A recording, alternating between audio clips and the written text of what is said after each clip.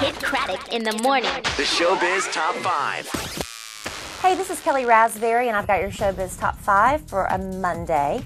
Now, Harry Potter and the Half-Blood Prince. They got rave reviews for this movie, and they stuck a PG rating on it, which helped even more. So for the opening week, from Wednesday through Sunday, that movie took in $160 million domestically. Now, around the world, that movie has earned already close to $400 million, and it's just getting started.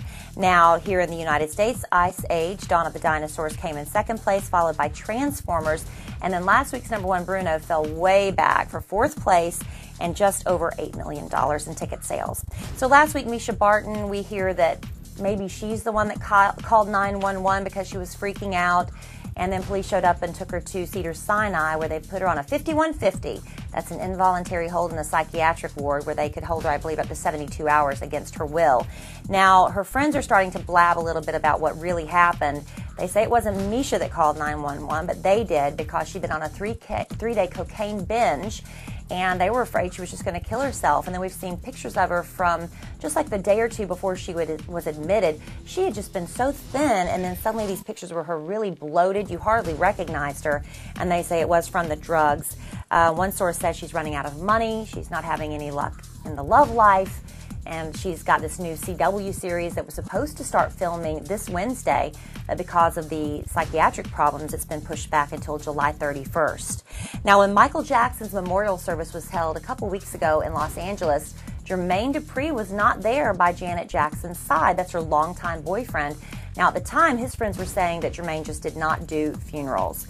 And that was sort of understood because I believe Quincy Jones says he didn't do funerals either, and Diana Ross said she wasn't going to be there because she was going to mourn for Michael privately, as well as Elizabeth Taylor, so nobody really raised too many questions about it.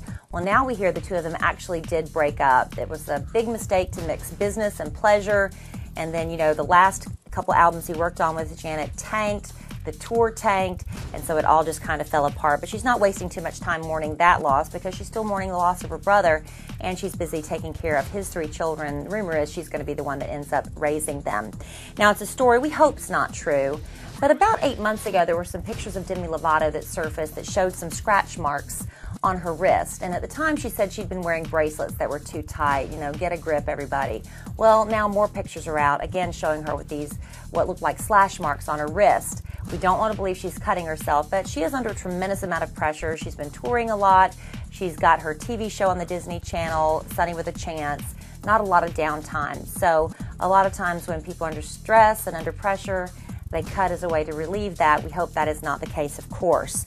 And Paula Abdul's manager says his girl is not a happy camper. The production team behind American Idol have not bothered even approaching her with a contract.